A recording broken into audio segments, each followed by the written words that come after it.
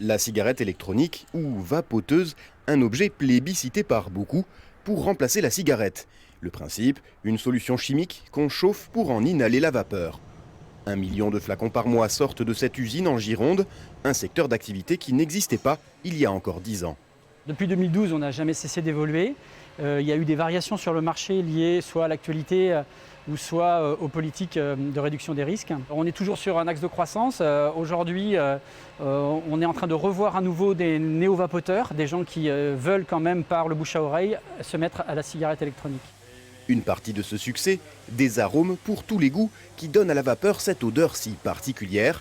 Et l'autre raison, de savants dosages de nicotine. Cette précieuse substance qui permet à la vapoteuse de pallier la cigarette est produite ici dans ces alambics. Une nicotine extraite de ces feuilles de tabac issues du circuit local. C'est un tabac qui vient de la Dordogne et qui nous a été livré l'année dernière et qu'on est en train de broyer pour l'opération d'extraction. Ce tabac est extrêmement chargé en nicotine. C'est une espèce que l'on qualifie avec les tabaculteurs pour choisir les espèces qui produiront le meilleur rendement d'extraction. Le tabac de Dordogne, une production pourtant en déclin depuis plusieurs années, pourrait bien renaître de ses cendres. La récolte 2020 a fini de sécher et nous retrouvons ces grandes feuilles chargées de nicotine. Vous pensez que si vous le fumez comme ça va vous dégager les poumons là. Tabaculteur depuis 4 générations, ces exploitants produisent 5 tonnes de cette plante chaque année. Les 3/4 de la production sont aujourd'hui dédiés aux vapoteuses.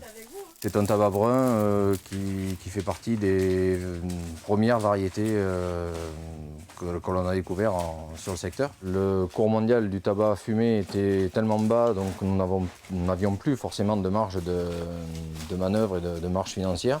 Là, on revient sur une production avec une rentabilité qui a été calculée avec la société VDLV pour que tout le monde ait sa part.